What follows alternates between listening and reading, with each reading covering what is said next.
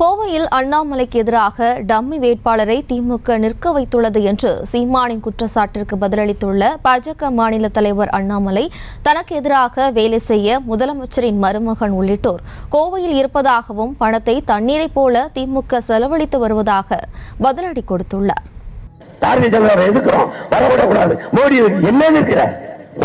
அண்ணாமலை தோக்கடிக்க வேலையை செய்யல திமுக.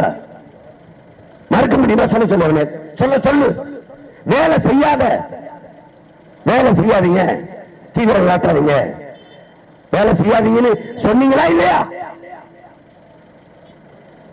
அவன் கனிமொழிக்காக தமாக சீட்டு கொடுத்து டம்மி வேட்பாளர் போடுவோம்.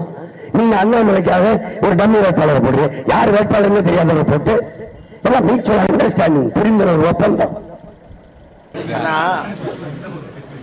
கோயம்புத்தூர்ல முதலமைச்சருடைய மருமக இங்கேயே உட்கார்ந்துருக்காரு. நாளையிலிருந்து உதயநிதி ஸ்டாலின் 2 நாள் உட்கார போறாரு.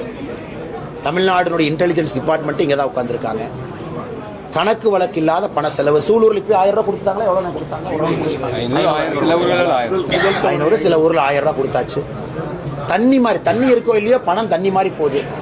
அதனால திமுக நம்புறாங்க ஜெயிப்பாங்கன்னு பணபலத்தை வைத்து அதையெல்லாம் உடைச்சு நாங்க ஜெயிப்போம். தூத்துக்குடியை பொறுத்தவரை உங்களுக்கு தெரியும், தமிழ் மாநில காங்கிரஸ் கொடுத்திருக்கோம் கூட்டணிக்கு.